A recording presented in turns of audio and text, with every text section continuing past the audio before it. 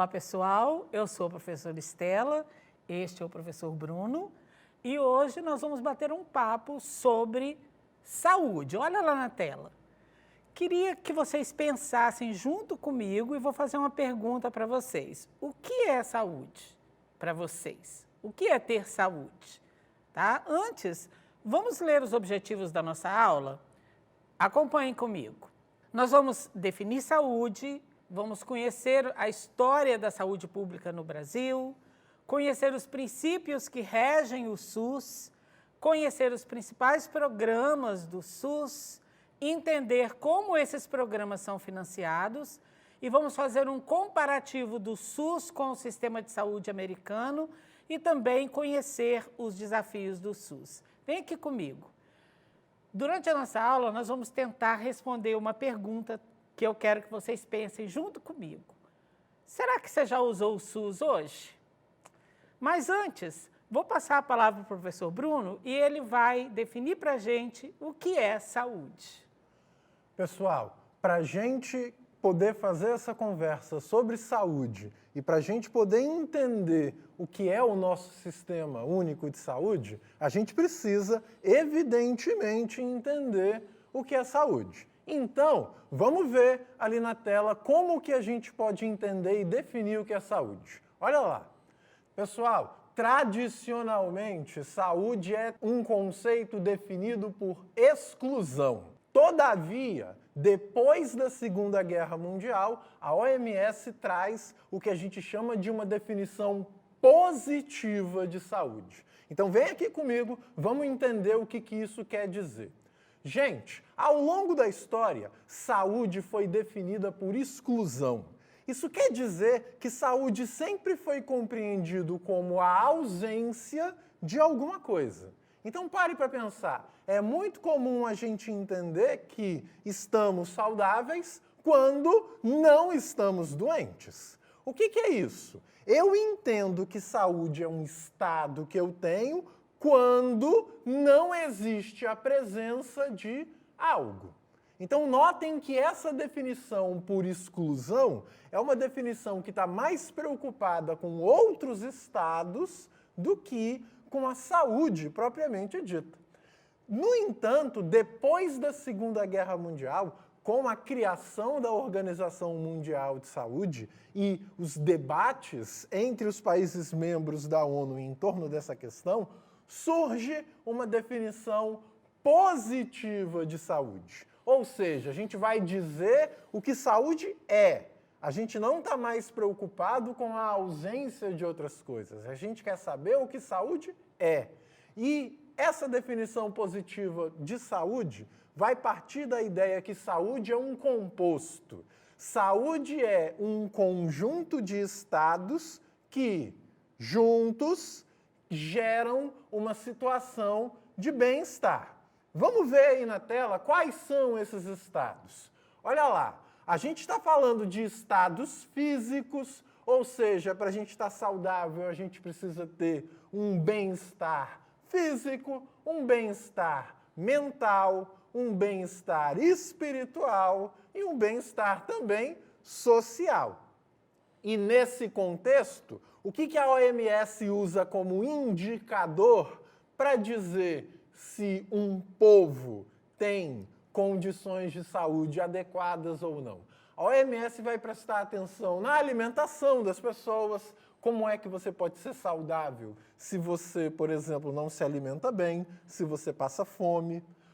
A OMS vai prestar atenção na qualidade da água, nas condições de trabalho, no ambiente físico, nas condições de saneamento básico e por aí afora. São milhares de indicadores.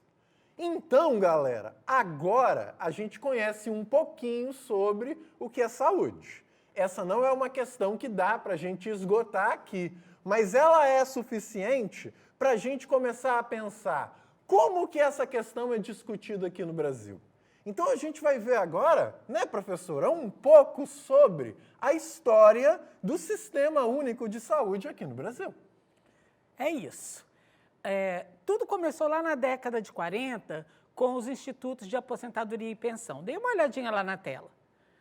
Durante esse período da década de 40, quando houve os institutos de aposentadoria e pensão, eles eram quase como institutos classistas. Por exemplo, tinha o IAPI, que era o Instituto de Aposentadoria e Pensão da Indústria. E como que ele funcionava? Vem aqui comigo. Os IAPIs funcionavam da seguinte maneira. Quem era um funcionário que tivesse carteira assinada e que, portanto, contribuía para os IAPs, né, os Institutos de Aposentadoria e Pensão, tinham direito à aposentadoria, à pensão e tinham direito a atendimento médico, né? Qualquer outra pessoa que não tivesse um registro em carteira não tinha direito a esse atendimento. Essas pessoas eram atendidas apenas em hospitais filantrópicos, tipo a Santa Casa de Misericórdia, ok? E, depois disso, lá em 1964, surgiu o INPS, que veio antes do SUS. E qual é a diferença do INPS para os institutos de aposentadoria e pensão? A princípio, também só tinha direito a atendimento médico, pensão e aposentadoria pelo INPS os contribuintes, aquelas pessoas que tinham desconto em folha de pagamento, né, que visava cobrir esses gastos, ok? Mas o que mudou? O que mudou foi que a lei abriu para que pessoas que não tinham vínculo empregatício, como, por exemplo, as donas de casa, os trabalhadores rurais e qualquer outra pessoa que não tivesse um vínculo empregatício, podia contribuir como autônomo. Então, isso foi já um ganho bastante grande, né? Porque aí qualquer pessoa podia contribuir e, como contribuinte, eles poderiam ter acesso à pensão, aposentadoria e atendimento médico. Aí o que aconteceu? O número de pessoas que passou a contribuir cresceu muito e o INPS começou a ficar inchado, né? A não dar conta de atender tanta gente assim. Então, eles criaram o INAMPS para poder desvincular a parte de atendimento à saúde, de atendimento médico, da parte de pensão e aposentadoria. O INPS passou a cuidar apenas das pensões e aposentadorias e o INAMPS passou a cuidar apenas da parte de atendimento médico, cuidando especificamente da medicina curativa.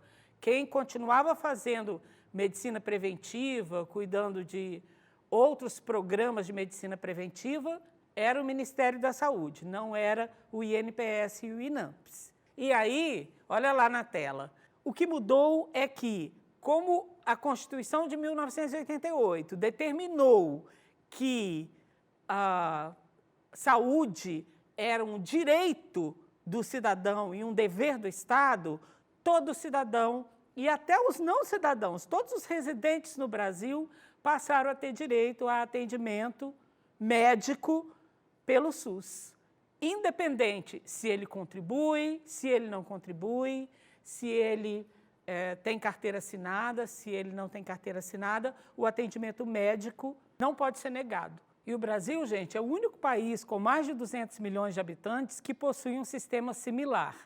Ou seja, nenhum outro grande país com a população do tamanho da nossa oferta atendimento universal, né, aos residentes do país como o nosso. Existem até alguns países que têm, sim, um sistema de saúde, né, mais universalizado, mas países com uma população muito menor do que a nossa.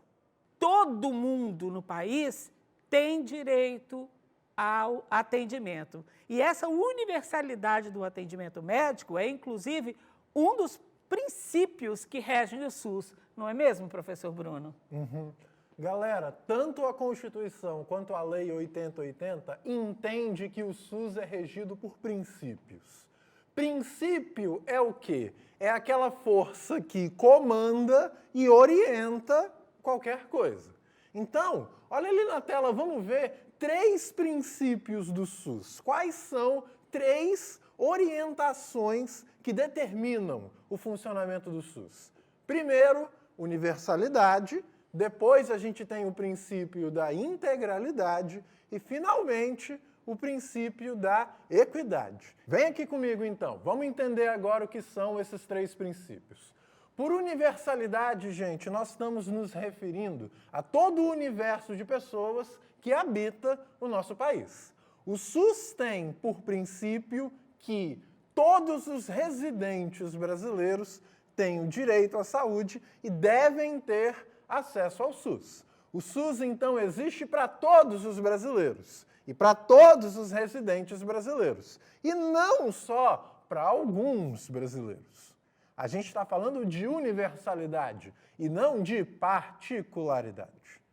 O segundo princípio, galera, é o princípio da integralidade. O SUS tem por objetivo tratar de maneira integral a saúde das pessoas que vivem aqui em nosso país. Isso quer dizer que uma pessoa deve ter acesso desde o tratamento preventivo, desde a medicina familiar, até os procedimentos médicos mais complexos. Não faz sentido a gente ter um sistema público de saúde se ele garantir apenas, por exemplo, uma consulta médica. A gente precisa garantir que as pessoas fazem parte da medicina preventiva, que ele tem acesso aos remédios, que ele tem acesso a enfermeiros, que ele tem acesso a médicos e que, se for necessário, ele vai ter acesso aos exames mais complexos, que ele vai ter acesso às cirurgias.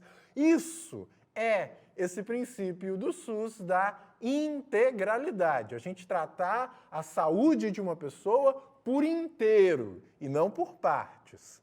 E, por fim, o terceiro princípio muito importante do SUS é o princípio da equidade. Quando a gente fala de equidade, a gente está entendendo que existem pessoas aqui no nosso país que têm uma necessidade maior em relação a outras pessoas do sistema público de saúde. Nós podemos ter, por exemplo, pessoas que têm doenças crônicas, pessoas que passam fome e precisam de uma atenção mais especial da saúde. Isso quer dizer o quê? Que essas pessoas que têm mais necessidade, elas precisam de uma atenção maior do SUS. E essas pessoas que têm menos necessidade não têm essa mesma atenção especial. O SUS, então, trata de maneira desigual os desiguais. E esse é um princípio consagrado do direito aqui no Brasil. Agora que a gente conhece quais são os princípios que regem o funcionamento do SUS, a gente pode, então, agora conhecer um pouquinho mais de perto alguns dos programas que orientam o trabalho aqui no SUS. Não é, professora? Sim. Vamos começar falando sobre o programa de atendimento, de atenção integral à saúde da criança. Só para vocês saberem, gente, antes do SUS, uma doença que mais matava crianças no Brasil era a diarreia. Né? As crianças morriam de diarreia, de desnutrição. Então, esse programa é um programa de saúde preventiva. Né? O segundo programa que eu vou mencionar para vocês é o programa de saúde da mulher. Né? Então, aquelas campanhas todas que a gente vê de prevenção de câncer de mama, né? De incentivo ao exame preventivo ginecológico, também é um programa preventivo, de saúde preventiva. Né? O próximo é a vigilância sanitária, né? Que é aquele órgão que fiscaliza restaurantes, supermercados, lugares principalmente que vendem alimentos, né? Onde tem muita gente que circula por lá, que é um órgão de extrema importância. O próximo é a Farmácia Popular do Brasil. O programa da Farmácia Popular, gente, oferta medicação ou a preço subsidiado, né? Ou seja, bem mais barato, ou até gratuito para as populações que não têm acesso à medicação. O próximo programa é o SAMU, que é aquele programa que a gente conhece, que faz o deslocamento de pacientes até os hospitais e faz aquele pronto atendimento também. O próximo é o programa de doação de órgãos. Gente, todo o programa de doação de órgãos do Brasil é gerenciado pelo SUS. Então, gente, isso é de extrema importância. Está tudo na mão de um sistema único, né, que consegue, por exemplo, ter aquele registro em relação àquela equidade que o professor Bruno mencionou, né, de quem precisa mais, de quem está mais tempo na fila, de quem pode esperar menos. Tudo passa pelo crivo do SUS. E, por último, que eu vou mencionar aqui, mas existem outros, muitos, né, programas do SUS, que a gente não vai conseguir mencionar todos, é um programa de prevenção ao HIV e à AIDS. Gente, esse é um dos programas mais eficientes do mundo, tá? Não existe, ou se existe, não com a mesma eficiência do SUS, um país que faça esse tipo de prevenção de forma gratuita, né? E isso teve um impacto muito grande aqui para o controle do HIV no Brasil. Mas todos esses programas, gente, têm um custo, né? Então, professor Bruno, diz para a gente, como que isso tudo é financiado? Galera, evidentemente, sem dinheiro, a gente não consegue fazer o SUS funcionar. Então, a gente precisa entender de onde vêm os recursos que bancam, que garantem o acesso dos brasileiros e das pessoas que residem no Brasil à saúde. Então, vamos ver lá na tela. A gente tem principalmente 3 grandes fontes de financiamento do SUS. A primeira, a gente fala de contribuições sociais, como o INSS. Cada pessoa que é empregada e tem carteira assinada e cada pessoa que emprega outras pessoas, eles fazem uma contribuição que parte dela é usada para financiar o sistema público de saúde. Uma segunda fonte de financiamento do SUS são os diversos impostos que nós pagamos. Por exemplo, quando você consome um produto e a gente paga o ICMS, que é o Imposto sobre Consumo e Serviço, a gente está contribuindo com o SUS. Quando a gente paga o IPI, que é o Imposto sobre Produtos Industrializados, parte desse dinheiro é utilizado para financiar o SUS. Quando a gente paga o COFINS, que é um imposto sobre o lucro, a gente contribui com o SUS. Quando a gente paga o IPVA, que é o imposto sobre veículos automotivos, a gente está contribuindo com o SUS. Quando a gente paga o IPTU, que é o imposto sobre território urbano, a gente também está contribuindo com o SUS. O que isso quer dizer, galera? Esses são todos impostos que nós, brasileiros, pagamos no nosso dia a dia. Isso quer dizer que eu e você e todos nós somos financiadores do SUS. O SUS não é uma coisa mágica que cai do céu. O SUS é uma coisa que existe graças, em parte, a nós e graças a toda essa história que culminou na origem disso. E o SUS deve ser motivo de orgulho para todos nós, porque quando a gente faz a comparação do nosso Sistema Único de Saúde com os sistemas de saúde de outros países, o que a gente percebe é que a gente está numa situação muito legal.